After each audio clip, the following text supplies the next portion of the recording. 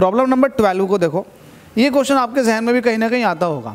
आपके जहन में ये आता होगा कि यार अगर दो बॉडी के बीच में ग्रेविटेशनल फोर्स ऑफ अट्रैक्शन लगता है तो यहाँ पर एक कुर्सी रखी हुई है, यहाँ पर एक बेंच रखी हुई है, यहाँ पर ये DSLR कैमरा रखा हुआ है, तो ये आपस में एक दूसरे को अट्रैक्ट क्यों नहीं कर रहे? तो एक्चुअल में आपने एक चीज़ देखी होगी, जो फोर्स होता है ना ग्रेविटेशनल फोर्स, वो मासेस के प्रोडक्ट के डायरेक्टली प्रोपोर्शनल होता है। अब चूंकि ये मास जो है ना, मास, चाहे ये बेंच हो, चाहे ये DSLR कैमरा हो, चाहे मैं हूँ, तो हमारे मास बहुत कम होते हैं। अगर हमारे मास अगर यहाँ पर 100 किलोग्राम में रख दोगे तब भी वैल्यू बहुत कम आएगी, क्योंकि जी की जो वैल्यू होती है ना एक्चुअल में 6.67 इंटू 10 की पावर माइनस का 11 की होती है। तो ये माइनस का 11, ये तो बहुत बड़ी वैल्यू है।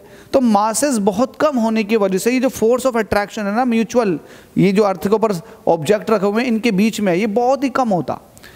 इवन अगर मैं इन ऑब्जेक्ट का अर्थ के साथ रिलेशनशिप देखूं तो अर्थ का तो मास बहुत ज़्यादा है, तो अर्थ का मास ज़्यादा होने की वजह से ये म्यूचुअल ग्रेविटेशन अट्रैक्शन फोर्स ज़्यादा होता है ऑब्जेक्ट और अर्थ के बीच में।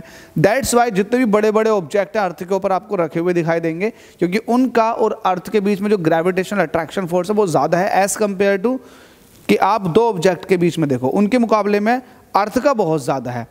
ठीक है, जैसे कि मैं इस बेंच के साथ देख रहा हूँ तो मेरा और बेंच के साथ तो कम है, लेकिन मेरा अर्थ के साथ बहुत ज़्यादा है, उस बेंच का भी अर्थ के साथ काफ़ी ज़्यादा है।